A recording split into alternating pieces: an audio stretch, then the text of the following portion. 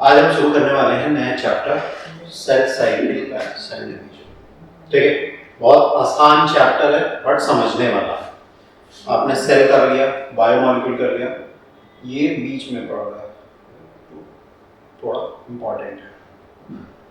कुछ चीज़ें समझ जाएंगे तो चैप्टर हो गया, क्योंकि बस दो ही चैप्टर का इसमें समझना है। एक तो बायोमॉलिक्यूल आएगा थोड़ा सा पार्ट, और दूसरा आएगा सेल। समझने की कोशिश करते हैं क्या है।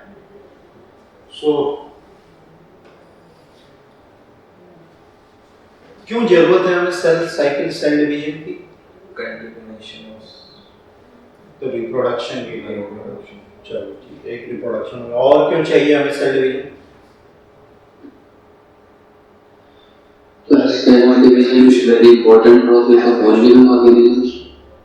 अरे वो ठीक है बच्चे, हमें जरूरत क्यों है? हम एक ही सेल के लिए तो हो सकते थे, मेनी सेल है ग्रोथ के लिए, है कि नहीं? Yes sir. फिर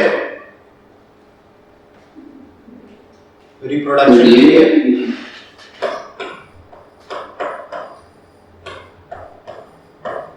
एक तो हो गया भैया कि ग्रोथ के लिए हमें चाहिए कि हम एक सेल के हैं ज्यादा सेल के बना रहे हैं। मल्टी सेलुलर ऑर्गेनिज्म कैसे आएंगे? बिना सेल डिवीजन के आ सकता है क्या मल्टी सेलुलरिटी? नहीं आएंगे। रिप्रोडक्शन के लिए चाहिए, जैसा आप लोगों ने बताया, आगे बढ़ने के लिए। फिर क्यों चाहिए? एवोल्यूशन। अरे हो गया ना इसी में। फिर रीजनरेशन या फिर रिप्लेसमेंट।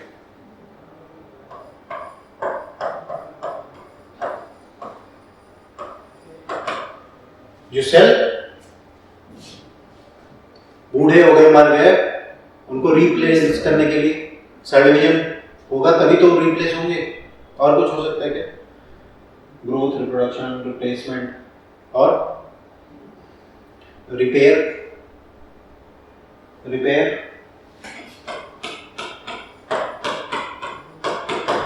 का क्या मतलब? ठीक करना। कुछ चोट लग गई, आपने कुछ ज्यादा कुश्ती कर ली तो सेल मर गए, राइट? तो रिप्लेसमेंट है।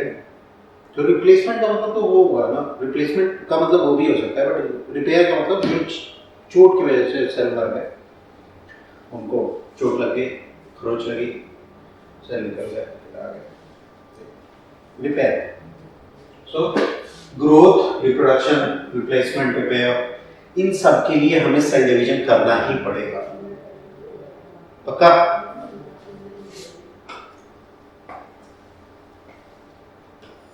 क्यों चाहिए देख लिया।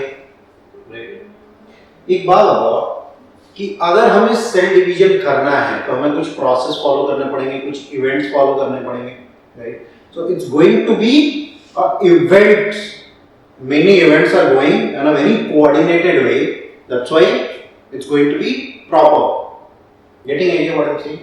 So अगर मान लीजिए इवेंट्स हो रहे हैं, एक इवेंट होगा, उसके बाद दूसरा इवेंट होगा, फिर तीसरा होगा, और ऐसे कई इवेंट्स होते जाएंगे,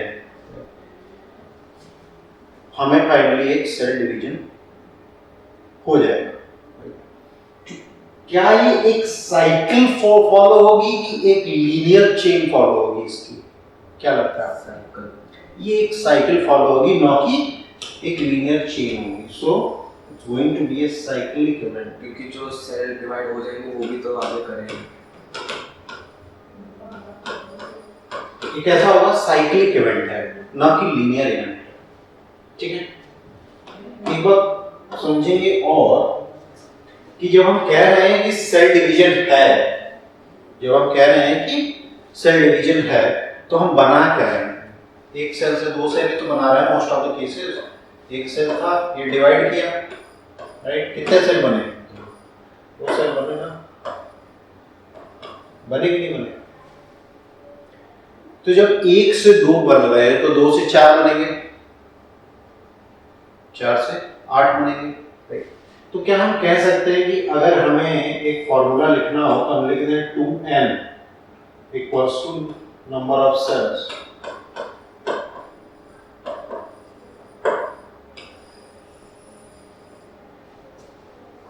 2n equals to number of cell.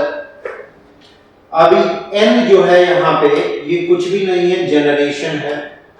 जो n है यहाँ पे ये और कुछ नहीं है, ये है नंबर ऑफ जनरेशन।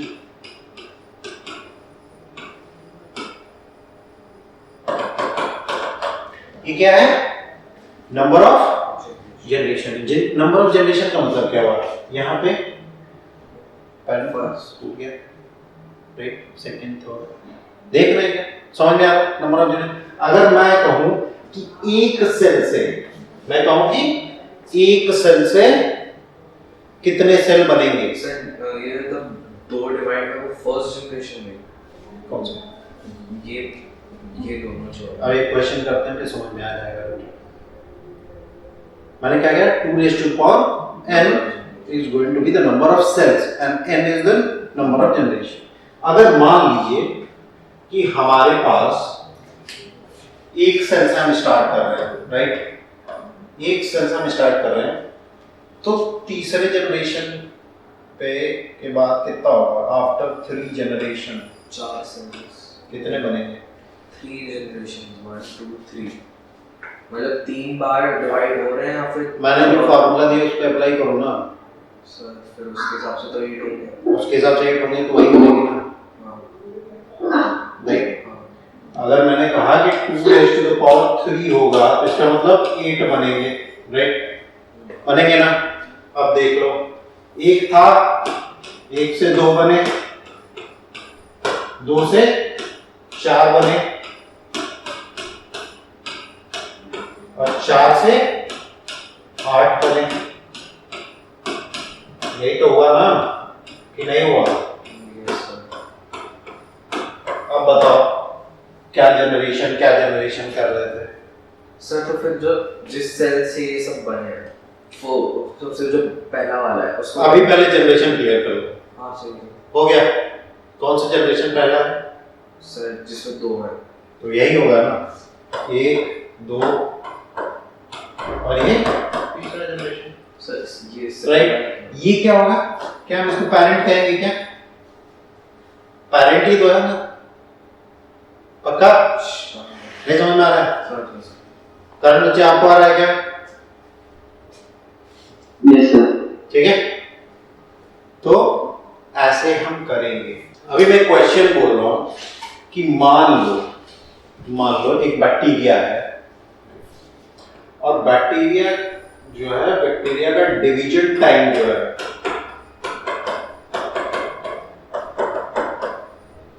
वो है 1 मिनट। बैक्टीरिया का डिवीजन टाइम कितना है? 1 मिनट। एक जार है जो कि 60 मिनट में भर जा रहा है इस बैक्टीरिया से, ठीक है। तो ये जार जो है 1/4 कितने टाइम में होगा? भरा होगा। क्वेश्चन आया समझ में आप लोगों को? कारण बच्चे आपको Yes, sir. बताइए कितने टाइम में ये जार 1/4 भरा होगा? 15 मिनट। लेकिन एक आंसर हमें मिला 15 मिनट। नहीं। फाइनल नहीं है। अब फाइनल बताओ यार, सोचो मत करिए, फाइनल आंसर।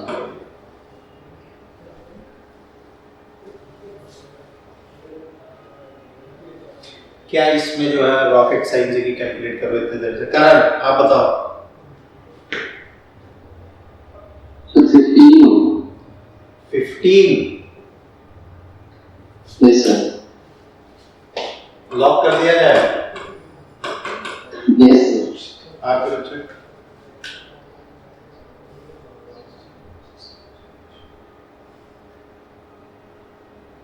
सर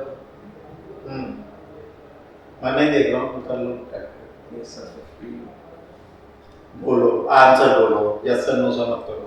सर मुझे लग रहा है इसमें कुछ एक है ट्विस्ट, लेकिन वो समझ में नहीं आ रहा क्या है।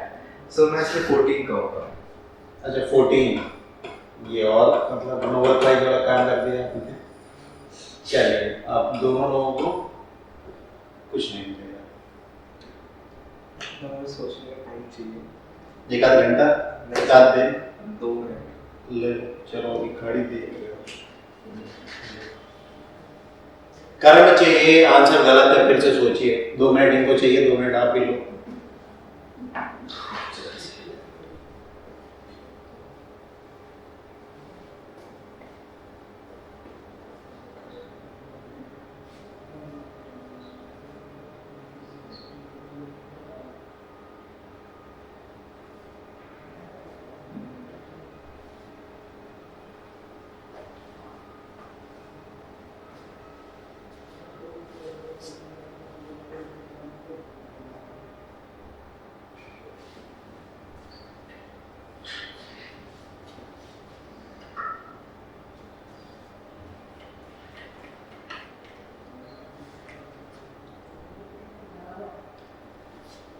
हो गया 16 16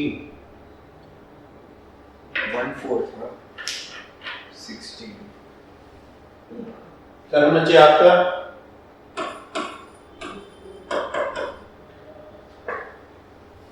आपका बच्चे सेम आंसर आ रहा है कि कुछ डिफरेंट हुआ?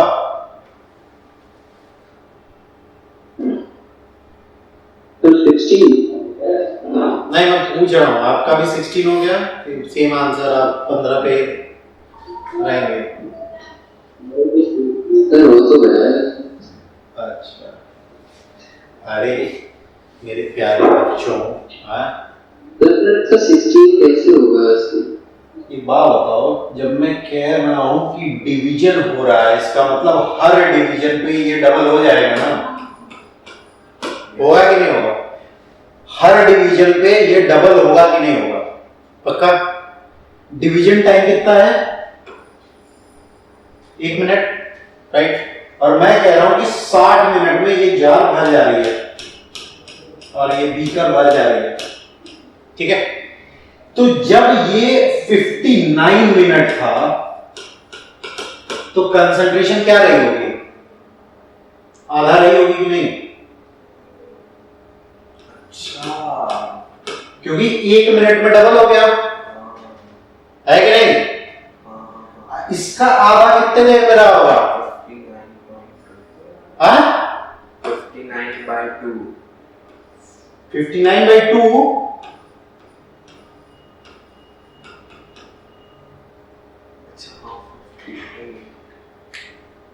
आया समझ में? हाँ, समझ में आया। अब आया ना?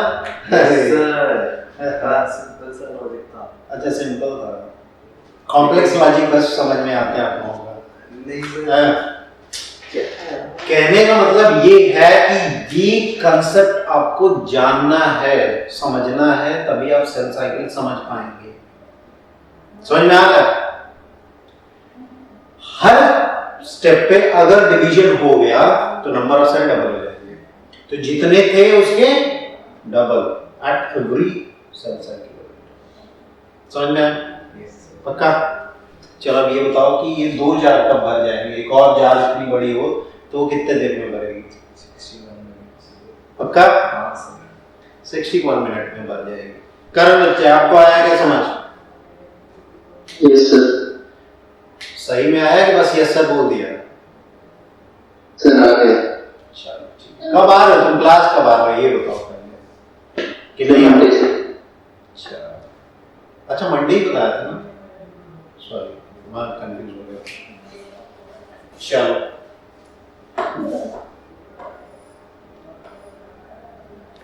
ये क्वेश्चन है बहुत बढ़िया मूवी का है। उसमें वो साइंटिस्ट होता है, वो बनाता है वायरस दुनिया खत्म करने के लिए, वो बताता है कौन सी मूवी है? मूवी का नाम है। अरे यार, देखनी है, अच्छी होती है। चलो हम शुरू करें सब चीजें, उससे पहले कुछ टर्म सीख लेते हैं, ठीक है? और मुझे ये लगता है कि सेल आपने बहुत अच्छे से पढ़ा है तो टर्म आते होंगे आपको। तो पहला तो टर्म रहेगा क्रोमैटिन।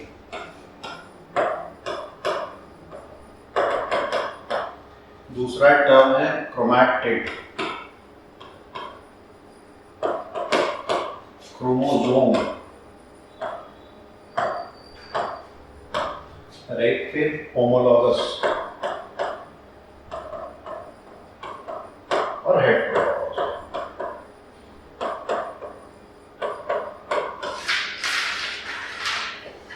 इसमें से कितने टर्म आप जानते हैं? सुन रखे कितने टर्म? सर सभी सुन रखे ना? सर क्रोमैटिड और क्रोमैटिड में फर्क ये होता है सर, जो क्रोमोसोम्स होते हैं सो क्रोमैटिड और क्रोमैटिड जो होते हैं वो क्रोमोसोम्स के फॉर्म होते हैं। अच्छा, ठीक है, अगर सेल डिवाइड हो रहा होता है तो उसको क्रोमैटिड मतलब वेल अरेंज्ड फॉर्म में हो जाता है, वरना अगर सेल डिवाइड नहीं हो रहा तो वो ऐसी लूज फॉर्म रहता है, जिसको क्रोमैटिड कहते हैं। Super cool, right? करण बच्चे, आपको भी बताइए ये बातें, Yes, sir. राइट? सो क्रोमैटिन का मतलब loose form of chromosome where the DNA is going to be in loose structure, also called beads on string structure, right? This is also called beads on string structure because it is consist of DNA plus protein, histone protein.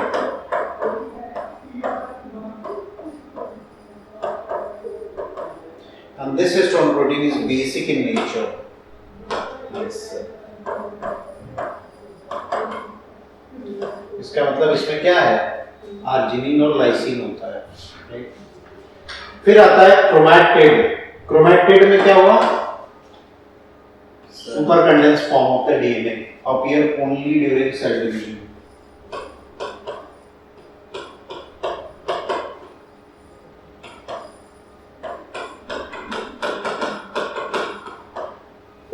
Appear only during cell division. तो जो structure आपने देखा, कौन सा? ये वाला, ये structure देखा था ना सेल में, तो ये वाला स्ट्रक्चर कब अपीयर होगा? सेल डिवीजन के टाइम। ऐसा कैसा रहेगा? नॉर्मली बीट्स और स्ट्रिंग फॉर्म। ये डीएनए है, यहाँ पे बीट्स होंगे जो कि कुछ नहीं हिस्टोन प्रोटीन है जिस पर डीएनए लपेटा गया है चार्ज न्यूट्रलाइज करने के लिए। समझ में आ रही है बात? पक्का? कोई दिक्कत? कारण बच्चे आपको? अरे बोलो, नहीं बोलो कैसे काम चलेगा? हाँ, क्रोमोसोम का क्या है? ये तो किसी को भी कह देंगे अपनी श्रद्धा अनुसार। फिर आता है होमोलॉगस और हेटेरोलॉगस। इसका मतलब क्या हुआ? सर एक जैसे और अलग अलग। एक जैसा अलग अलग, एज एन एग्जांपल। सही हुआ, एक जैसा ही अलग अलग। एज एन एग्जांपल सर जैसे दो चीजें हैं, अगर कोई एक चीज है और उसमें नहीं, इसमें एग्जांपल दो विद हेल्प ऑफ क्रोमोसोम। अच्छा सर, अगर मैं कहूँ एक्स और वाई से कि रिलेटेड हम लोगों के सेल में कितने हैं? 23 पेयर क्रोमोसोम है ना, यस सर, जो कि हो जाते हैं 22 प्लस XY या 22 प्लस XX, ऐसा ही होता है ना? सही ऊपर वाला हेटेरोगस है क्योंकि इसमें अलग अलग है सेक्स क्रोमोसोम, नीचे वाला होमोलोगस है इसमें। समझ में आया? कितने हैं वो बताओ। अभी होमोलोगस हेटेरोलोगस तो बताया ही नहीं, तुमने अपने मन से कुछ कुछ एक्सप्लेन कर दिया। ठीक है, ये होता है ना? हाँ हाँ। चलो, जब ये होता है तब मैं दिखाता हूँ कि क्या है होमोलॉगस। हम जानते हैं कि जब गैमेट प्रोड्यूस होता है तो गैमेट स्पर्म में कितने होते हैं? 23 क्रोमोसोम होते हैं और 23 ही होते हैं एग में। जब ये फ्यूज होके जाइगोट बनाएंगे तो 23 पेयर हो गए कि नहीं हुए? यस सर, हुए। Yes sir. क्लियर? इसका मतलब क्या है कि एक सेट ऑफ डीएनए इधर से आ रहा है, एक सेट इधर से आ रहा है, यही होगा ना? एक सेट इधर से आ रहा है, एक सेट इधर से आ रहा है, यही हुआ ना? होगा क्या कि मान लीजिए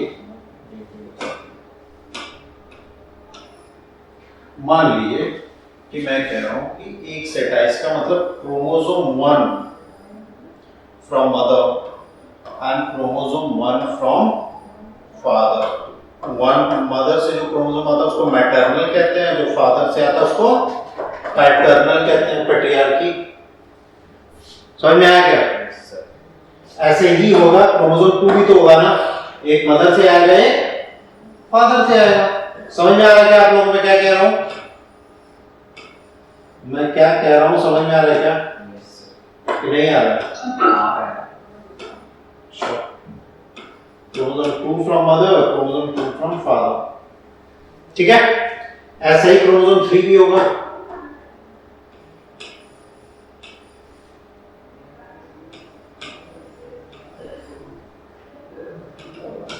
three from mother, 3 from father. ऐसे ही जो है क्रोमोसोम 4 भी होगा।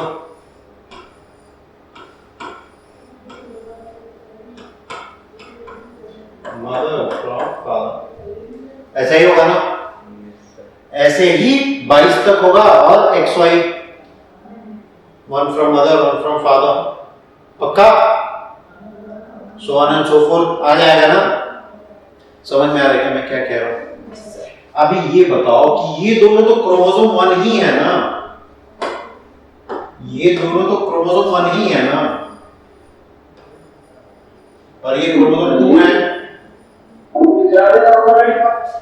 है कि नहीं? यस एक सेट मदर से, एक सेट फादर से। Chromosome 1 2 3 4 5 6 22 and X or Y from father, and chromosome 1 2 3 4 5 6 till 22 plus X from mother। ऐसा ही होगा ना। तो इन दोनों क्रोमोसोम को क्या कहेंगे? कलेक्टिवली। इन दोनों क्रोमोसोम को क्या कहेंगे कलेक्टिवली? या फिर ऐसे जो पेयर और भी बने उनको क्या कहेंगे कलेक्टिवली?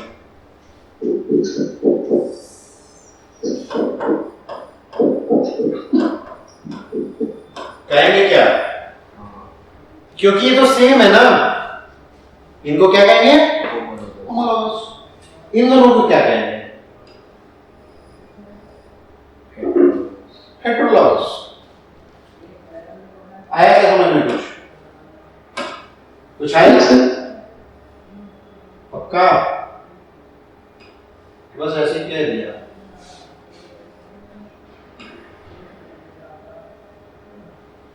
आया था ना? पक्का ना? समझ में आया? होमोलोगस हेटेरोलोगस और कुछ जानने की जरूरत है नहीं, फिर हो जाएगा।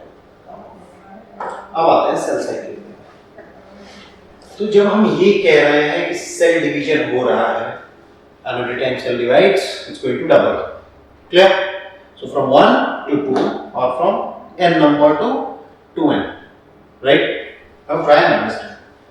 Yes, इवेंट कैसा है? साइक्लिक है। तो हमारे पास जो सेल साइकिल इवेंट है कुछ ऐसा, ठीक है। और प्लीज याद रखिए कि ये सेल साइकिल केवल और केवल यूकैरियोट्स में होती है, केवल और केवल यूकैरियोट्स।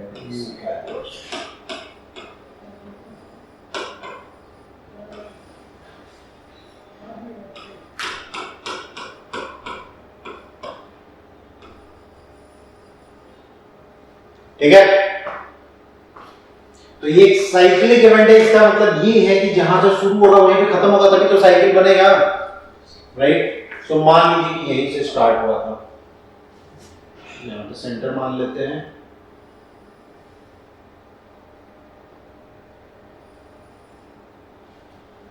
सो सेल साइकिल, हाँ चलो थोड़ा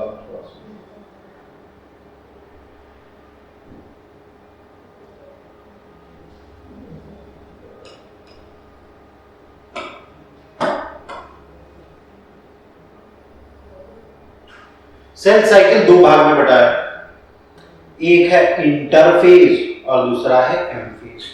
तो ये जो अंदर वाला है ये कौन सा है? M phase. और ये जो बाहर वाला है इसको कहते हैं इंटरफेज।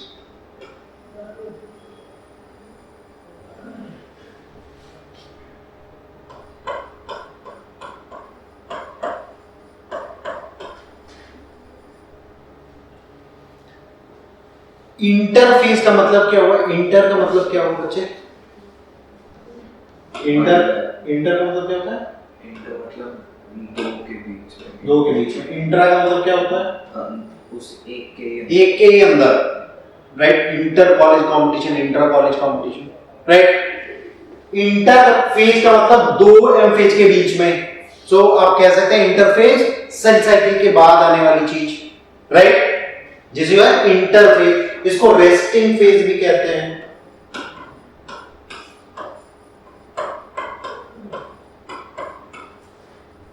बट इसमें सेल रेस्ट नहीं कर रहा है, ये प्रिपेयर कर रहा है सेल डिवीजन के लिए। कहते हैं रेस्टिंग फेज भी है क्योंकि इसमें एक्टिविटी नहीं हो रही।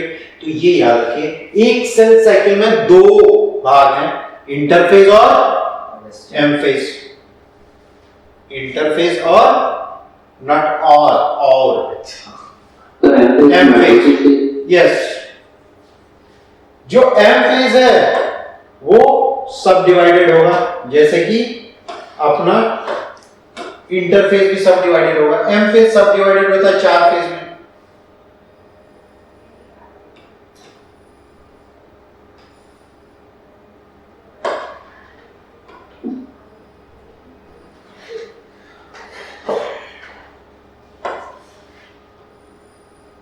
Prophase,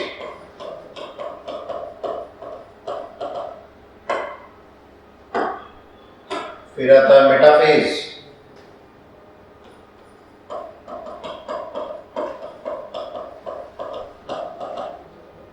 anaphase,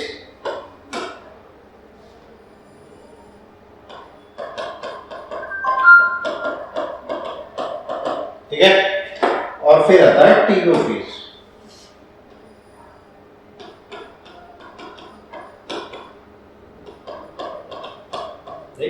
And then cytokinesis, division of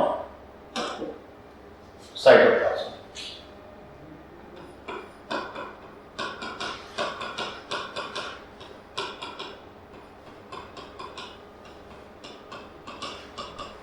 clear? ये तो हुआ एम फेज का डिवीजन। कितने फेजेस इसमें हुए? 4। बुझो 4, prophase, metaphase, anaphase, telophase. Clear? और फाइनली साइटोकाइनेसिस। तो क्या हम इन फेजेस को डिवीजन ऑफ न्यूक्लियस कह सकते हैं क्या, इन चारों फेजों को? इसलिए इनको कहते हैं कैरियोकाइनेसिस और cytokinesis, division of nucleus and division of cytoplasm. पहले क्या होगा सेल में डिवीजन? पहले डिवीजन न्यूक्लियस डिवाइड करेगा, साइटोप्लाज्म डिवाइड करेगा? पहले न्यूक्लियस डिवाइड करेगा, followed by cytoplasm.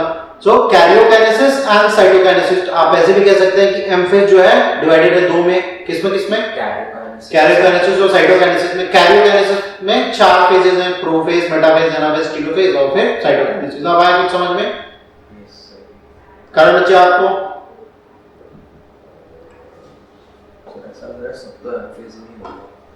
हाँ, सब तो एम फेज में है, इसीलिए तो वो एक्चुअल सेल डिवीजन है ना, और ये प्रिपरेटरी है। कारण बच्चे हाँ, जो इंटरफेज है ये 3 फेजेस में डिवाइड होता है। जो इंटरफेज है ये 3 फेजेस में डिवाइड होता है, G1, S फेज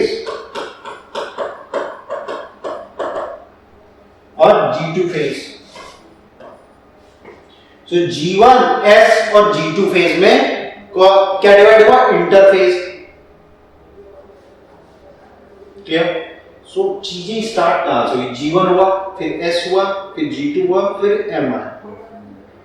ऐसा ही चला ना, बट ये साइक्लिक में चलेगा। तो समझ में आ गया? एक बात और याद रखना कि ये जो सेल साइकिल है, कितने देर में एक सेल डिवाइड कर रहा है, यही तो है ना। यहां से स्टार्ट हुआ, यहां पे डिवाइड कर लिया, तो कुछ टाइम लेता होगा ना cell.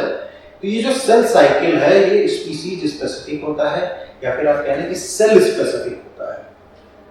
Species and cell specific होता है। तो किसी और जानवर में कोई और डिवीजन टाइम होगा, हम में कुछ और है, इसमें कुछ और है।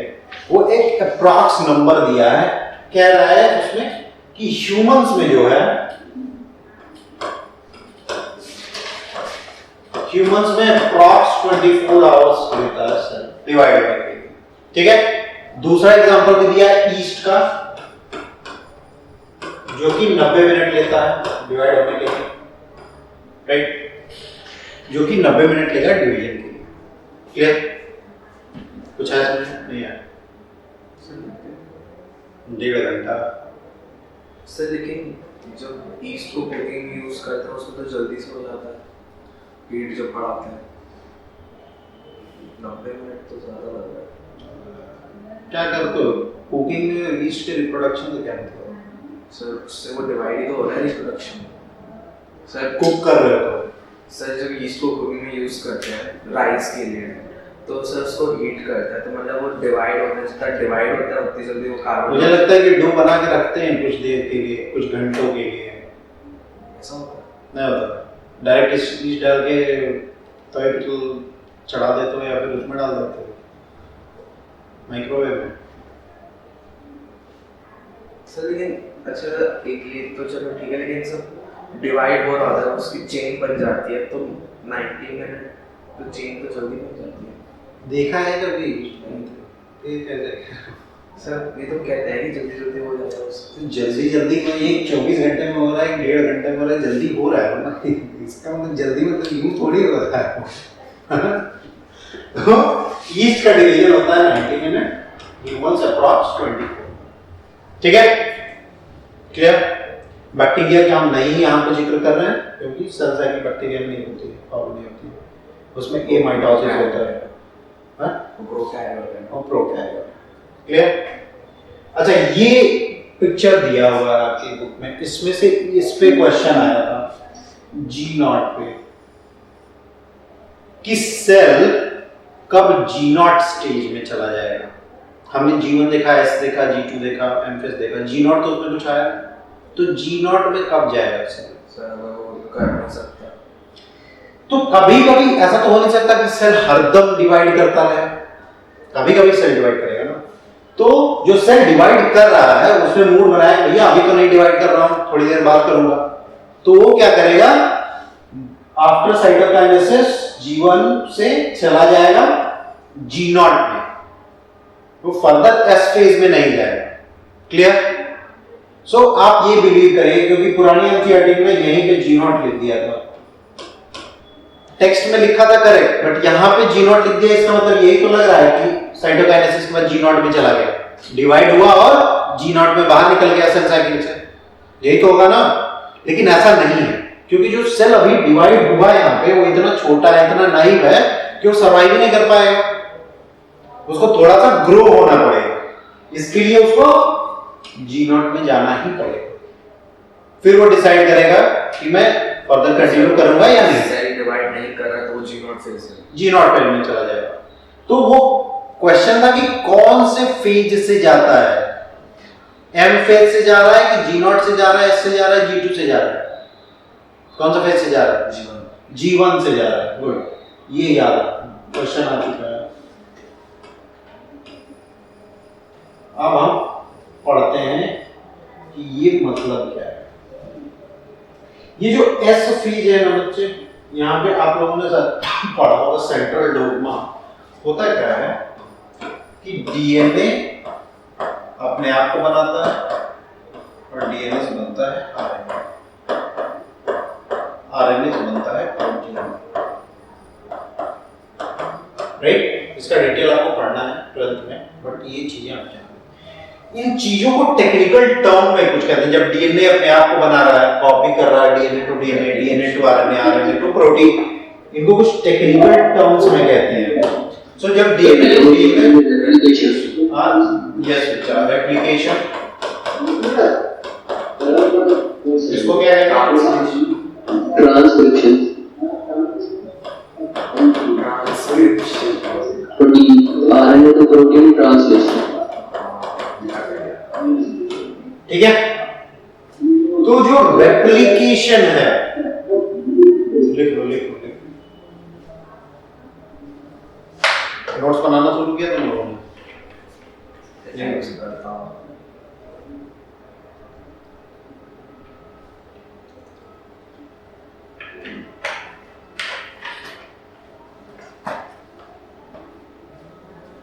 तो ये जो एस फेज है, एस फेज का मतलब है सिंथेसिस फेज।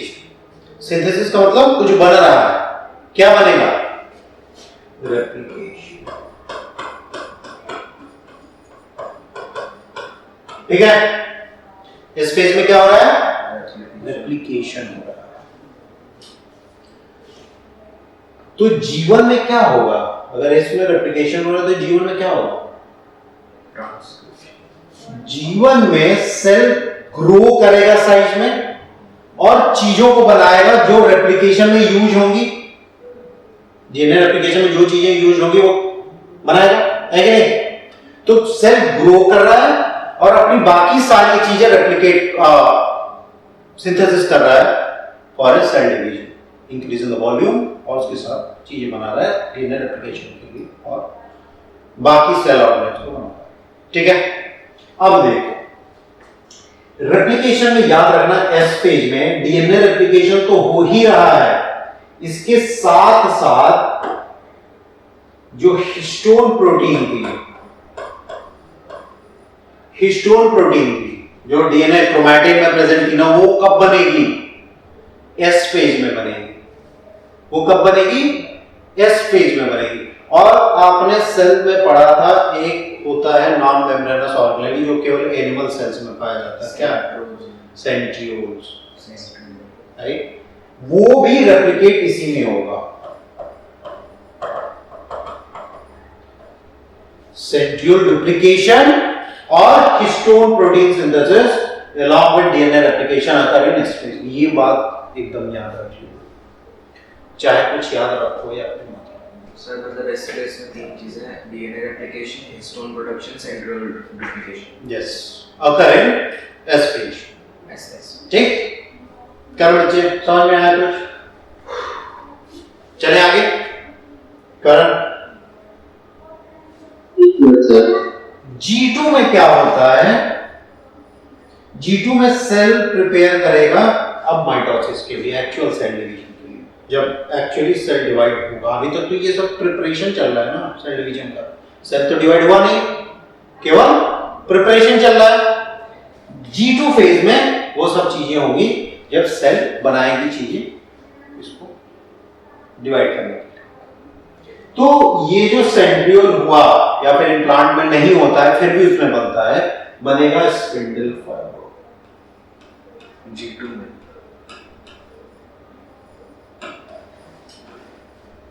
और ये स्पिंडल फाइबर बनता किससे है? एक प्रोटीन से जिसका नाम है टिब्यूलिन। सर स्पिंडल फाइबर से किससे बनता है? एक प्रोटीन है टिब्यूलिन। होते क्या है एस फेज में? क्या? सर मतलब एस फेज से कुछ आता होगा ना जो स्पिंडल फाइबर बनता है? नहीं, ये सेंट्रियोल ही तो स्पिंडल फाइबर बनाता है। अच्छा, तो स्पिंडल फाइबर बन जाएंगे। ठीक है,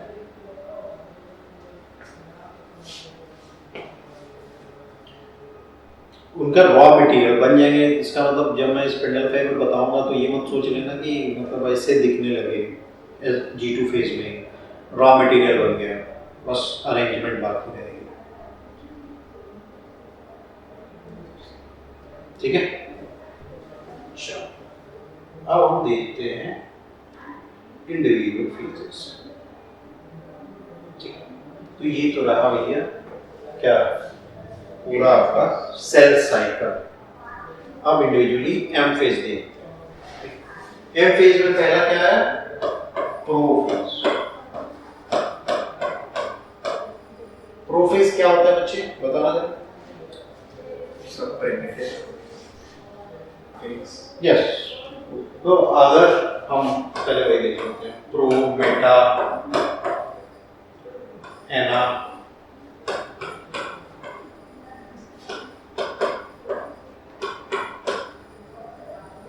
और टीलो, यही तो है ना?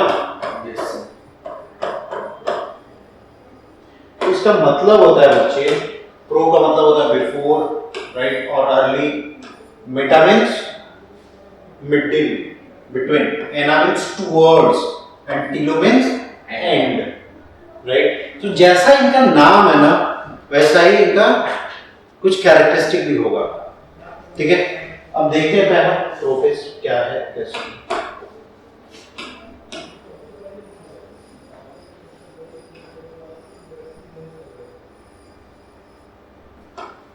तो प्रोफेज का क्या है,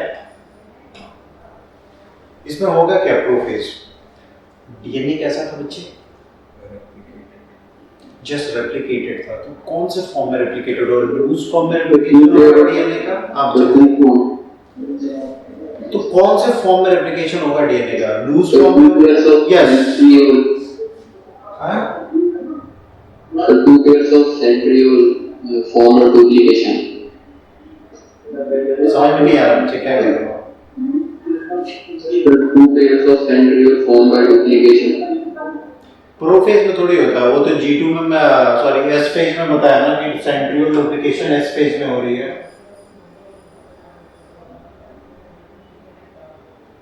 प्रोफेज में थोड़ी होगा, प्रो में तो मूव होना स्टार्ट हो जाएगा पोल की तरफ, ठीक है?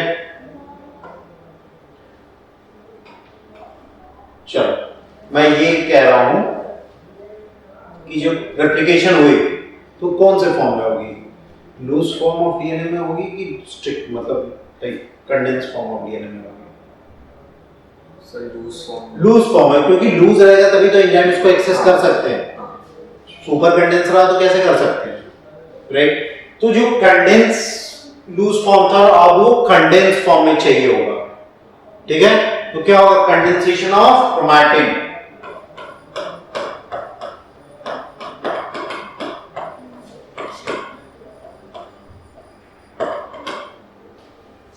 फिर क्या होगा? एक तो क्रोमैटिन कंडेंस हो गया, अब क्या होगा? स्टार्ट हो जाएगा, you can say condensation of chromatin starts, क्योंकि एंड नेक्स्ट फेज में होता है, ठीक है? दूसरा क्या होगा? अभी स्टार्ट सेंट्रियोल जो डुप्लीकेट हुए थे इस फेज में वो स्टार्ट हो जाएंगे मूव होना, कहां? पोल की तरफ। अच्छा एक बात समझो इधर जरा कि अगर ये सेल था, ये तो डिवाइड होगा ना, डिवाइड होकर 2 सेल बना देगा। तो मैं अगर कहूं कि ये सेल तो किसी भी एंगल से डिवाइड हो सकता है ना, ऐसे भी हो सकता है 2 सेल बन गया, ऐसे भी हो सकता है 2 सेल बन गया, ठीक है? कोई भी एंगल से डिवाइड हो सकता है कि नहीं? कोई भी एंगल हो सकती है ना। तो मैं कहने का तात्पर्य ये है कि ये डिसाइड कौन करेगा कि कौन से एंगल पे डिवाइड हो रहा है? ये डिसाइड करते हैं सेंट्रियोल। ऐसे हो तो जाएगा। मान लीजिए कि यहाँ पे सेंट्रियोल दोनों थे, राइट? वो मूव करेंगे। अगर सेंट्रियोल यहाँ पे पहुंच गए तो प्लेन ऑफ डिवीजन क्या होगी? ऐसे हो जाएंगे, राइट? अगर ये यहीं तक पहुंचे तो प्लेन ऑफ डिवीजन क्या हो जाएगी? समझ में आ रहा है? तो प्लेन ऑफ डिवीजन कौन डिसाइड करेगा? सेंट्रियोल। सर प्लांट सेल्स में क्या होगा? वहां भी होता है, सेंट्रियोल। सेंट्रियोल नहीं होगा, लेकिन फिर भी बनता है वो। सेंट्रियोल हो सकता है वहां से, वो अपने आप हो जाता है। Nobody knows how, but still. तो ये प्लेन ऑफ डिवीजन है, ठीक है? समझ में आया क्या? सर ये किस फैक्टर की वजह से मूव करता है, मतलब क्या बेसिस है कि इधर जाएगा या उधर जाएगा? वो डिसाइड ये कैसे पता करें कि क्या फैक्टर है? नहीं सर, मतलब एक सेंट्रियोल जो है तो वो साथ में शुरुआत में G2 फेज में, तो कैसे मतलब किस तरफ जा रहा है, कैसे डिसाइड? वो सेल जानता है, उस पर तो रिसर्च करनी पड़ेगी ना अच्छा कि ये कैसे मूव कर रहा है। Good question.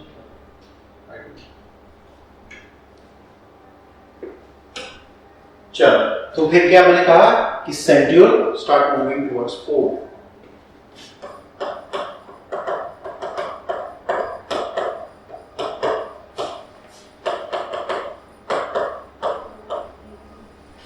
Individual towards poles,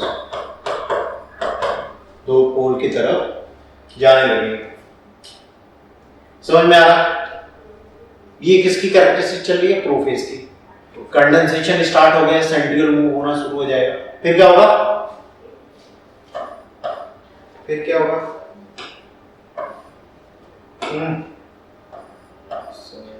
at the end of prophase जो न्यूक्लियर मेम्ब्रेन थी, न्यूक्लियर मेम्ब्रेन है ना, उसी के अंदर तो न्यूक्लियस है, वो टूट जाएगी, टूट गए, डीजेनरेट हो गए। और साइटोस्केलेटन जो और भी हैं, जो मेम्ब्रेनस साइटोस्केलेटन, कौन से हैं? सर माइक्रोफाइबर एलिमेंट नहीं पूछ रहा हूँ, organelle acting as a cytoskeleton. Endoplasmic reticulum और Golgi, apparatus, Golgi apparatus, right. So Golgi और क्या कहते हैं ईआर, एंडोप्लाज्मिक रेटिकुलम, वो भी डिसअपीयर हो जाएंगे। ठीक है, एक चीज आप लोगों ने सेल में पढ़ी होगी, प्रोफेज में एक चीज और बच्चे आप लोगों ने पढ़ी होगी, टर्म है न्यूक्लियोलस। पढ़ी है क्या, सुनी है क्या न्यूक्लियोलस? न्यूक्लियोलस हाँ एक बॉडी होती है न्यूक्लियस, कहाँ पे होती है? न्यूक्लियस के अंदर। क्या होता है? सर ये उसका काला डॉट होता है।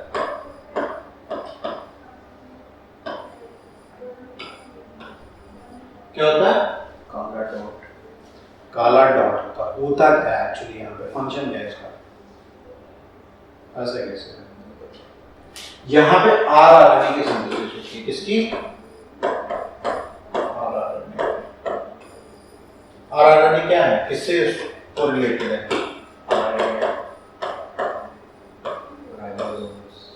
राइबोसोमल आरएनए, आरआरएनए मतलब राइबोसोमल आरएनए। ठीक है, अभी समझना जरा होता क्या है कि मान लो न्यूक्लियोलस के अंदर होता है, प्रोड्यूस करता है। सुन लो जरा मेरी बतिया सुन लो, बाद में अल्लाह कर लेना।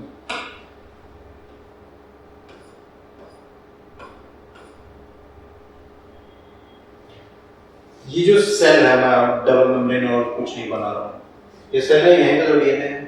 मैं कह रहा हूँ कि ये जो आरआरएनए की जीन है, इसकी जीन भी तो होगी ना कहीं, जिससे ये आरएनए बना। अभी तो डीएनए था ना, तो कहीं ना कहीं इसकी जीन होगी ना, कहीं ना कहीं इसका डीएनए होगा ना, जिससे ये आरएनए बना। ये प्रेजेंट होता है 5 क्रोमोसोम पे। क्या होता है? 5 क्रोमोसोम पे। 22 क्रोमोसोम है ना हमारे पास, और प्लस XY 6 क्रोमोसोम, तो 5 क्रोमोसोम पे होता है। ठीक है, अभी होगा क्या कि मान लीजिए 2 कंडीशन है। एक कंडीशन ये है कि ये जो 5 क्रोमोसोम है, राइट, ये जो 5 क्रोमोसोम है ये अलग अलग जगह, ये जो 5 क्रोमोसोम है ये अलग, सपोज एक क्रोमोसोम यहाँ पे था, यहाँ पे, ये जो 5 क्रोमोसोम है, राइट, जो इनका पार्ट है जो कोड कर रहा है आरआरएनए को, वो अलग अलग ट्रांसक्राइब हो। Transcribe means 5 chromosome. 5 क्रोमोसोम क्या कह रहा हूँ कभी से? 5 क्रोमोसोम पे आरआरएनए की जीन है। मुझे लगा आपको फिफ्थ जैसे 1 2 3 4 आपने लिखा था उसमें मैं पढ़ाऊं, चला मुझे बताओ जी सर। हाँ, ऐसे करोगे। 5 क्रोमोसोम के ऊपर आरआरएनए की जीन है, राइट। अब इसमें 2 सिनेरियो बनता है, एक कि ये 5 अलग अलग रहे और वहीं पे उनकी ट्रांसक्रिप्शन हो। दूसरा सिनेरियो ये बनता है कि 5 एक जगह आ जाएं और एक जगह उनका ट्रांसक्रिप्शन हो। कौन सा सिनेरियो आपको लग रहा है कि सेल अपनाएगा, कौन सा ज्यादा अच्छा है? एक जगह, सब एक जगह आ जाएं और वहीं पे उनका ट्रांसक्रिप्शन हो, यही होता भी है। ठीक है, तो जब सब एक जगह आ जाएंगे तो डेंसिटी बढ़ गई ना वहां पे। अभी अगर आप माइक्रोस्कोप के अंदर देखेंगे तो कैसा दिखेगा? लाइट पास नहीं होगी, डॉट दिखेगा ना, दिखेगा, उसी को वो न्यूक्लियोलस कहते हैं। यही तो है न्यूक्लियोलस, क्या और कुछ है? ठीक है, अभी जब आप कंडेंसेशन करने लगे, क्रोमैटिन से क्रोमैटिड बना रहे हैं, तो क्या होगा? वो सब पार्ट अपने अपने क्रोमोसोम में चले जाएंगे कि नहीं चले जाएंगे? जब कंडेंसेशन होने लगा तो ये सब तो अपने अपने रिस्पेक्टिव क्रोमोसोम के पास चले जाएंगे ना। जो जीन पार्ट वहां पे गया था, जो कोड कर रहा था आरआरएनए को, वो कहां चला जाएगा? अपने अपने रिस्पेक्टिव क्रोमोसोम में चला गया। तो क्या ये स्ट्रक्चर दिखेगा क्या प्रोफेज में? नहीं दिखेगा ना। ये भी डिसअपीयर हो गया कि नहीं हुआ? करण बच्चे समझ में आ रहा है क्या आपको? Yes sir. सर तो मतलब प्रोफेज में डीएनए, ठीक है, हाँ बोलो। तो मतलब प्रोफेज में डीएनए कंडेंस हो जाता है और फिर लेकिन न्यूक्लियोलस वापस ओरिजिनल हो जाता है, डीएनए चला जाता है, वो डिसअपीयर हो जाएगा। ठीक है, चलो, तो क्या क्या चीजें गई? एक तो न्यूक्लियर मेम्ब्रेन एंड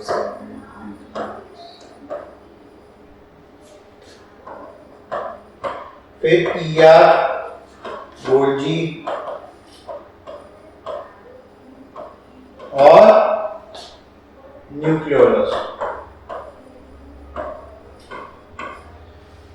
इतनी चीजें नहीं दिखेंगी, डिसअपीयर हो जाएंगी। ठीक है, नेगेटिव।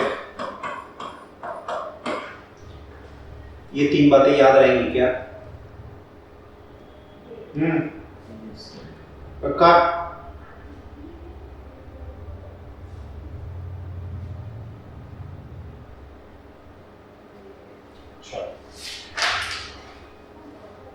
देखो सर, मैंने फोटो डाल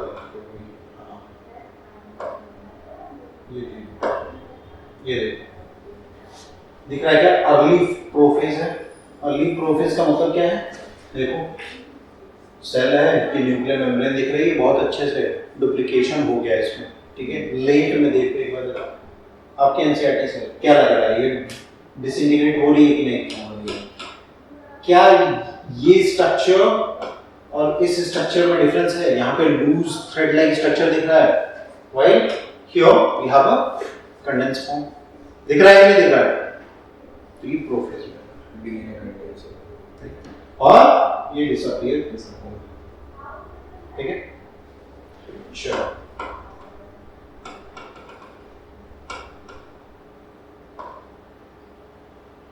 अब देखते हैं अपन मेटाफेज।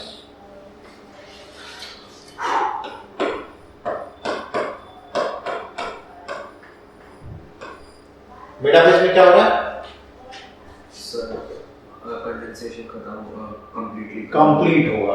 प्लीज यार ये याद रखिए कि कंडेंसेशन जो शुरू हुआ था प्रोफेज में complete in metaphase. So DNA condensation और कैन से क्रोमैटिड कंडेंसेशन कंप्लीट्स हियर।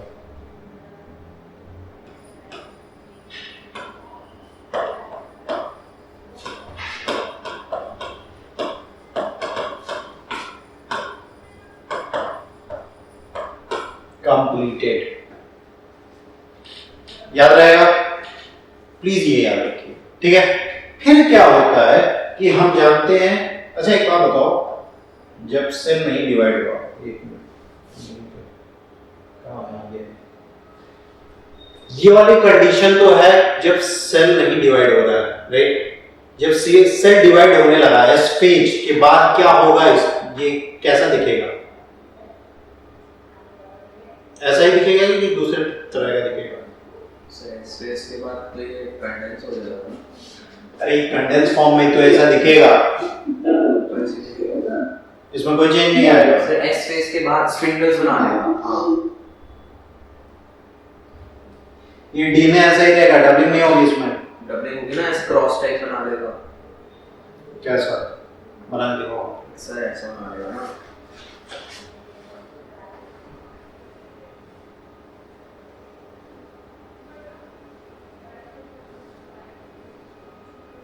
हाँ गुड। तो होगा क्या जब ये एस फेज में जाएगा बच्चे, तो यहाँ पे एक और कॉपी बन जाएगी। सिंथेसिस तो हो रही है ना, यहाँ पे एक और कॉपी बन जाएगी। ठीक है, ऐसे ही सब में बनेगी। क्या हम इन दोनों को सिस्टर क्रोमैटिड्स कह सकते हैं क्या?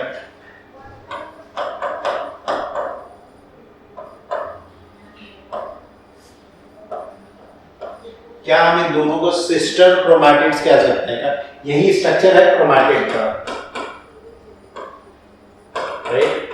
क्रोमैटिन तो लूज बीट्स ऑन स्ट्रक्चर रहेगा, है कि नहीं? समझ में आ रहा है क्या? तो जब एस फेज में चला गया तो हर क्रोमोसोम कैसा हो गया, या क्रोमैटिड कैसा ऐसा है जिसमें 2 सिस्टर क्रोमैटिड्स हैं। ठीक है,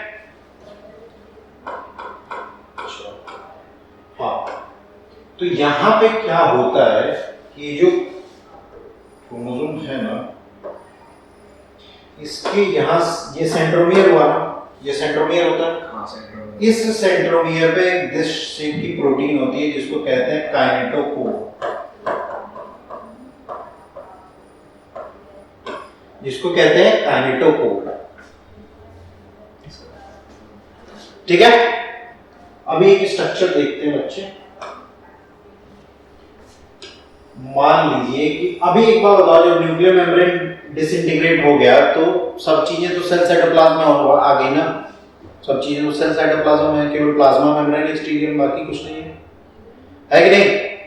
तो एक चीज देखते हैं, अपना जो भी था डीएनए वाला, यहाँ पे मान लो कि वो पहुंच गए थे दोनों भागों सेंट्रियोल, राइट? यहाँ पे क्लियर स्पेस है, इधर क्या होंगे?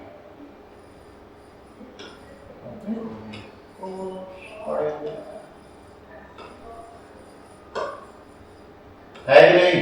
यस उसमें कलर से भी कुछ और कर देते हैं।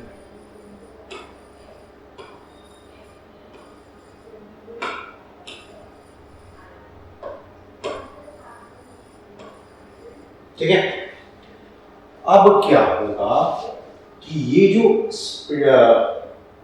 थे अपने सेंट्रियोल, यहां से स्पिंडल फाइबर्स निकलने लगे, पॉलीमराइजेशन होगा स्पिंडल फाइबर का। और इस पॉलीमराइजेशन से होगा क्या कि वो जाके अटैच हो जाएंगे इंडिविजुअल काइनेटोकोर पे। तो मैंने क्या कहा कि ये जो सर एक से क्या हो रहा है, ये जो काइनेटोकोर लगा हुआ है ना सेंट्रोमियर पे, यहाँ एक और प्रोटीन आके अटैच होगी, उसका नाम क्या है? Proteinaceous structure, not protein, spindle fibre. E chromosome या क्रोमैटिड जो भी बना, वहां पे क्या अटैच होगा? Spindle fibre. सेंट्रियोल्स। अच्छा हाँ, ये ठीक है। हाँ बच्चे, कारण आपको समझ में आ रहा है क्या? सर प्रोफेज में फिर स्पिंडल फाइबर्स कुछ नहीं करते, उनकी असेंबली होने लगती है, कंप्लीट होती है। हाँ बच्चे, समझ में आ रहा है क्या आपको? करण? हाँ, तो ये इंडिविजुअल, अच्छा एक बात याद रखना कि दोनों साइड से होता है ये, इससे तो हो गया हर पे, इससे भी होगा हर पे। सर ये खींचातानी होने लगेगी फिर। सर क्या हुई? होगा, दो इसके पास आ जाएंगे, दो इसके पास हो जाएंगे, फिर डिवाइड हो जाएंगे। तो अटैच हो गए स्पिंडल फाइबर्स, राइट? आप ये याद रखना, यहां से कुछ पीछे की तरफ भी निकले होंगे, आपकी बुक में दिया है, मैं पिक्चर दिखाऊंगा। इसको कहते हैं एस्टर। ये भी ट्यूबुलिन के ही बने हैं, बट ये किसी क्रोमोसोम से है या फिर क्रोमैटिड से अटैच नहीं है। इनको कहते हैं एस्टर, और इसको कहेंगे स्पिंडल फाइबर।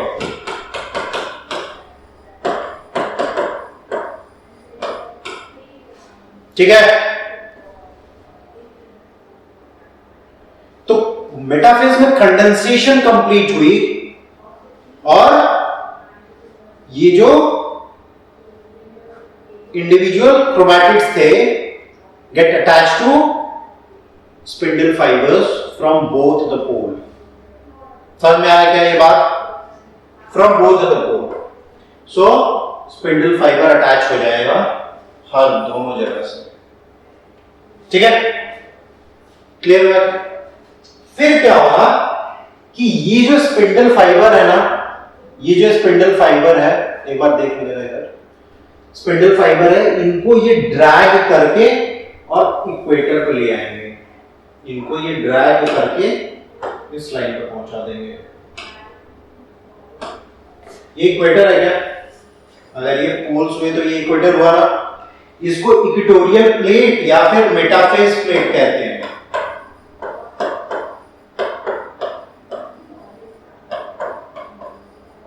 इक्वेटोरियल प्लेट या फिर मेटाफेज प्लेट कहते हैं। ठीक है, तो मेटाफेज का कैरेक्टरिस्टिक फीचर ये है कि सारे के सारे क्रोमैटिड्स कहां अरेंज हो जाएंगे? Equatorial plate.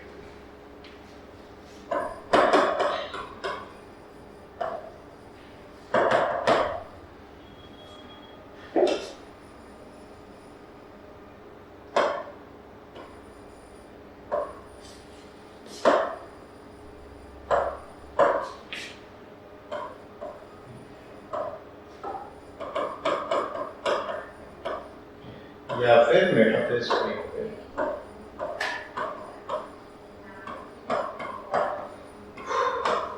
ठीक है, इक्वेटोरियल प्लेट पे या फिर मेटाफेज प्लेट पे अरेंज होगा। ठीक है, देखते हैं दिखता कैसा है।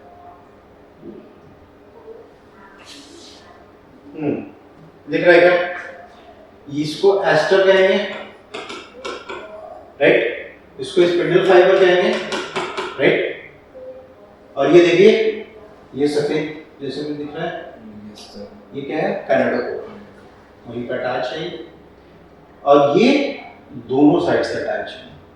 ठीक है, फिर क्या होगा मेटाफेज में? ये इक्वेटोरियल प्लेट पे या फिर मेटाफेज प्लेट पे अरेंज। सो वो पहले वाले पे मेटाफेज ही था। हाँ, नहीं, ठीक है, क्लियर? एनाफेज में क्या होगा बच्चे?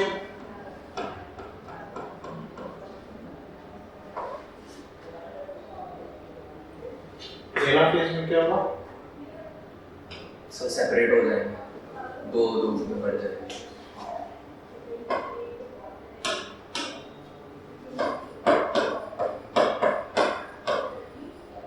तो जब हमने कहा था कि मेटा का मतलब मिडिल होता है, तो सब क्रोमोसोम कहाँ अरेंज हुए? मिडिल में। एना का मतलब टुवर्ड्स, टुवर्ड्स मूव होना शुरू हो जाएंगे। समझ में आ रहा है क्या? तो इसमें क्या होगा?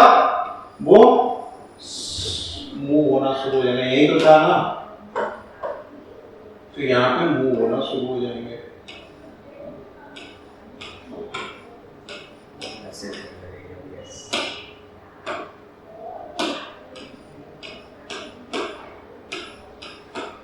ठीक है,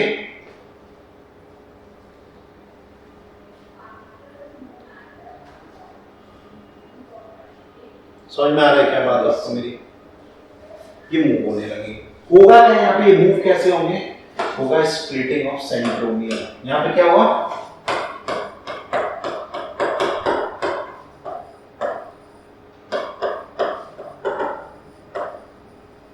स्प्लिटिंग ऑफ सेंट्रोमियर हो गई, उसकी वजह से क्या हुआ? सिस्टर क्रोमैटिड सेपरेट हुए क्या?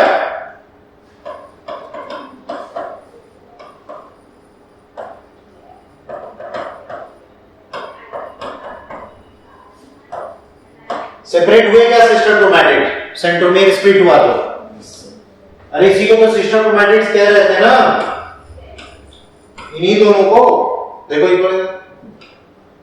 इन्हीं दोनों को तो सिस्टर क्रोमैटिड्स कह रहे थे ना। स्प्लिट हो गया सेंट्रोमियर तो दोनों अलग हो गए ना, वही तो कह रहा हूं मैं।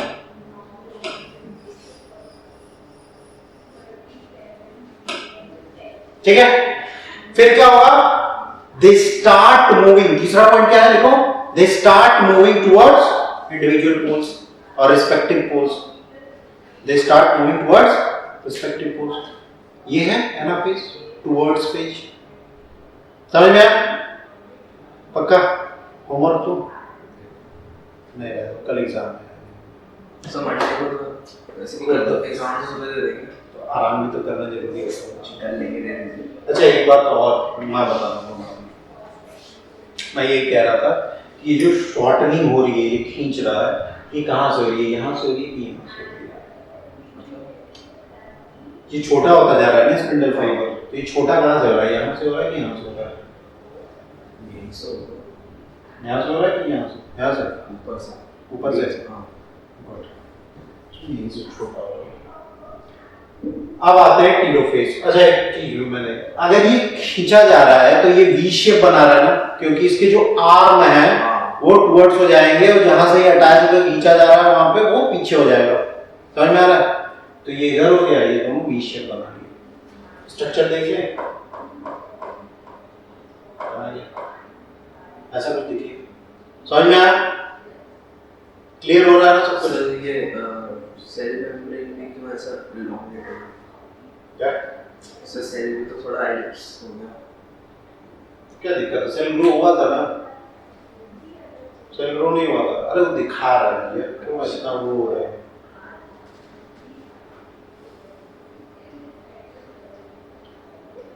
अब क्या हुआ? टीलोफेज। टीलो का मतलब क्या था?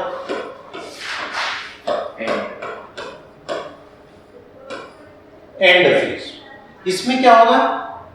एंड हो जाएगा, एंड हो जाएगा। कैरियोकाइनेसिस करो। तो कैरियोकाइनेसिस अब खत्म होगी। तो इस फेज में दोनों सेट जो है अपने अपने इंडिविजुअल पोल पे पहुंच गए, राइट। यहां पे डीकंडेंसेशन होगी क्रोमैटिन की। क्या हुआ? डीकंडेंसेशन।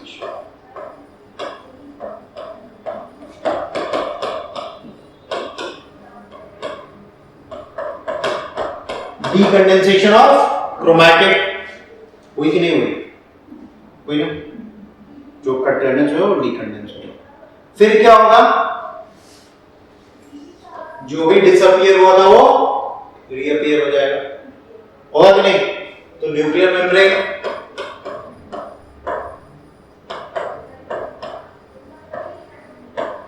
ER, गोल्जी न्यूक्लियोलस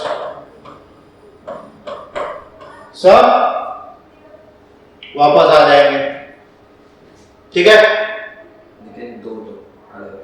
हाँ अलग ही आएंगे ना, क्या एक ही है?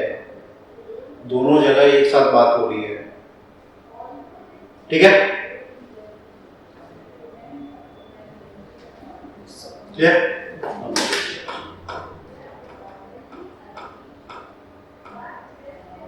ठीक है। अब बात करते हैं साइटोकाइनेसिस की डिवीजन। यही है न्यूक्लियोलस। हाँ यही है न्यूक्लियोलस। हाँ, और नहीं तो क्या हो क्या? Division of cytoplasm. अब कैरियोकाइनेसिस खत्म हो गई।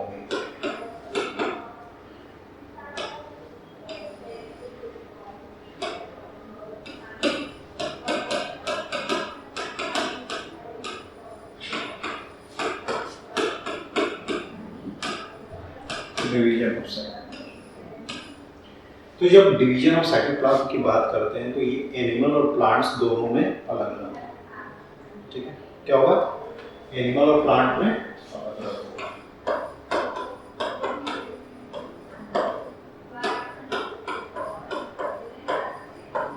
क्यों? क्योंकि प्लांट में भी तो सेल वॉल है, उनका सेल स्ट्रक्चर दूसरा है। एनिमल में नहीं है सेल वॉल, उनका दूसरा है। तो यहाँ पे क्या होता है? यहाँ फरो बनता है,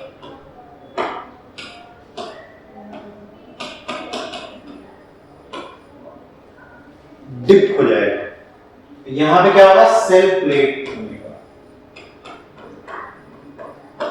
ठीक है। देखते हैं अभी होता क्या है furrow method of cell plate method. वो देखा है क्या एक वीडियो जिसमें एक खरबूजे पे बहुत सारे रबड़ लगाते जाते हैं फिर वो फट जाता है, ठीक है। तो इमेजिन करो आपके पास एक सेल है प्रेशर और वो डिवाइड होने लगा। यहाँ पे न्यूक्लियस पहले डिवाइड हो गया, बन गया। ये बीच में, राइट, बीच में ऊपर से मतलब बोथ द टॉप एक क्लेवेज बन जाएगी because of a protein called contractile protein. Protein का नाम क्या है? Contractile protein. कौन सा है? Cell plate. फॉरो बन रहा है कि क्या बन रहा है? सेल प्लेट बन रहा है। तो एक डिप्रेशन बना प्लाज्मा मेम्ब्रेन में बोथ साइड से, और ये होगा क्या? ये धीरे धीरे डीपन होता जाएगा और फिर सेंटर में मिल जाएगा, ठीक है। धीरे धीरे वो डीपन होता गया और फिर सेंटर में मिल गया। क्या हमारा डिवीजन कंप्लीट हुआ क्या? ये धीरे धीरे बढ़ता जाएगा और बीच में मिल जाएगा, डिवीजन कंप्लीट हो गया। प्लांट सेल में क्या होता है? प्लांट सेल में यही चीज बीच से शुरू होती है। तो मान लीजिए ये दोनों सेल बने हमारे, तो सेल प्लेट फॉर्मेशन बीच से शुरू होगी। यहाँ पे किनारे से शुरू हुई ना, टॉप से। प्लांट सेल में बीच से होगी और ये डिपॉजिट होता जाएगा और कहाँ जाके ये रेडियल वॉल पे मिल जाएगा। वहां भी हो गई कि नहीं हुई? हुई ना। यहाँ पे सेल प्लेट बन रहे हैं। ये क्या है? सेल प्लेट्स हैं, और यही जो है ये फ्यूचर मिडिल लेमेला है। क्या होता है मिडिल लेमेला? बताना। मिडिल लेमिला क्या होता अच्छा हाँ, सेल वॉल नहीं, सेल मेम्ब्रेन होती है। है? करण बच्चे आप बताओ, मिडिल लेमिला क्या है? मिडिल लेमिला क्या है? लेयर होता है। अरे बच्चों, दो सेल के बीच की लेयर को मिडिल लेमिला कहते हैं, जो एडजेसेंट सेल के बीच में है। दो प्लांट सेल के बीच में मिडिल लेमिला होती है। बार पढ़ाकू बार, सेल चैप्टर में ऐसा करोगे तुम लोग, हाँ? तो भूल जाओ बायोमॉलिक्यूल और सेल डिवीजन। अगर नंबर नहीं आया ना फिर देखो। समझ में आया क्या? ये एनिमल हुआ, ये प्लांट हुआ। अब एक बात बताओ, क्या बता सकते हो क्या, जब आपने गोल्जी पढ़ा था कि वो हेल्प करता है, डिक्ट्यूजोम कहते हैं ना गोल्जी को प्लांट्स में, वो हेल्प करता है सेल प्लेट फॉर्मेशन में प्लांट में। तो ये सेल प्लेट कौन बना रहा है? गोल्गी। ठीक है, पक्का? ये याद रखना, यहाँ पे उसका रोल नहीं है, ये कॉन्ट्रैक्टाइल प्रोटीन है जो काम कर रही है यहाँ पे। डन? पक्का? तो इसी के साथ साइटोकाइनेसिस, ये तीसरी। कुछ डाउट है तो पूछो। करण बच्चे, आपको कोई डाउट नहीं है?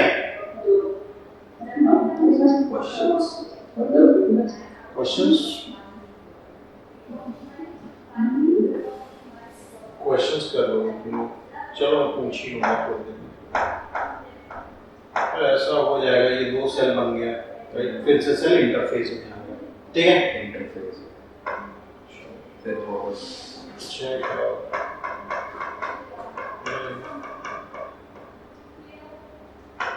हाँ, कुछ क्वेश्चंस करें? चलो फिर बताओ कि हिस्टोन रेप्लिकेशन कहाँ पे होता है? एस फेज में। पक्का? Yes sir. चलो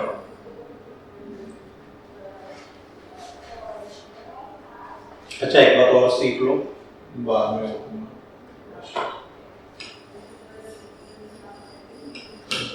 जब भी हम कह रहे हैं प्लॉइडी का मतलब क्या होता है?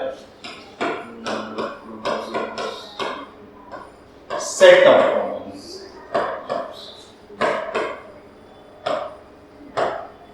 और इसको रिप्रेजेंट किससे करते हैं? एन से। अगर हम कह रहे हैं कि एक सेट है तो उसको क्या कहेंगे? हैप्लॉइड। अगर दो सेट है तो डिप्लॉइड। और तीन है तो triploid, tetraploid, hexaploid, pentaploid, so on so forth. कर लो भाई। सब वो होते हैं। हाँ, गेहूं खाते हो, आटा हेक्साप्लॉइड है। ठीक है, टाइम यार तो क्या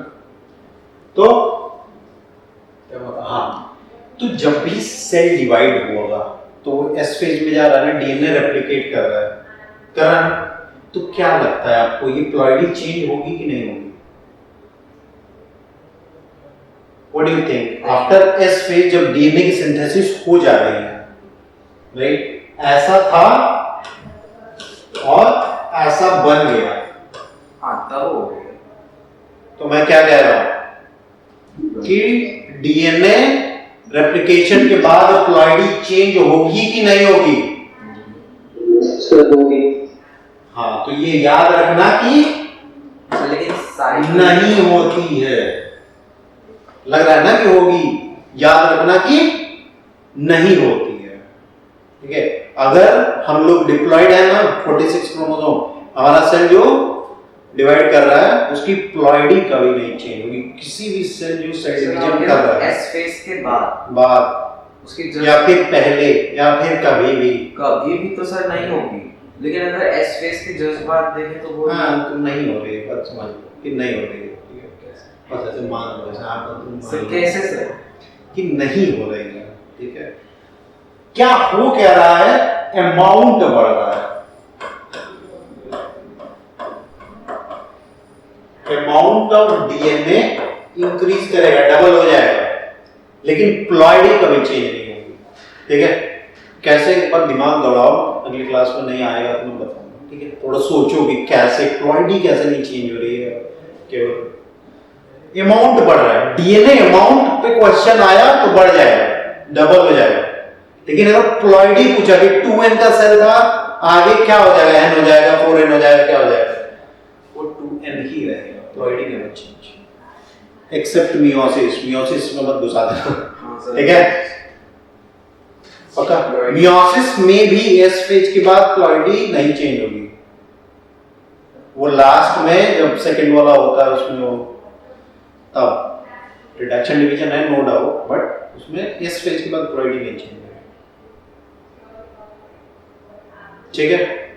सोचना एक बार, क्यों मुझे कुछ सेटिस्फैक्टरी उत्तर देगा। एस फेज, इस फेज में तो एप्लीकेशन हो रहा है, उसी के बाद होना होगा तो होगा, उससे पहले तो सवाल ही नहीं है, पक्का। अच्छा, सेट ऑफ क्रोमोसोम तो सर सेम ही रहा सर, सेट ऑफ क्रोमोसोम्स, अरे यार सर कितने भी है सेट, तो मतलब वो हुआ ना कि एक जिसके मतलब जिस सिस्टर क्रोमैटिड जिस तो 2 हो गए, तो उस जैसे के सेट तो अब 2 ही हैं, वो थोड़ा चाहिए, वो बस डबल हो गया वैसे। और ना कर मुझे आपको आया क्या, तो याद रखना, इस पे क्वेश्चन आते हैं बच्चे, ठीक है, कि प्लॉइडी कभी चेंज नहीं होती, अमाउंट बढ़ जाएगा, डबल हो जाएगा, बट प्लॉइडी नहीं चेंज, पक्का। चलो, इस चैप्टर को संडे को एक बार पढ़ना, ठीक है, ये होमवर्क दे रहा हूँ मैं, कि पढ़ना एनसीईआरटी से अच्छा लगेगा।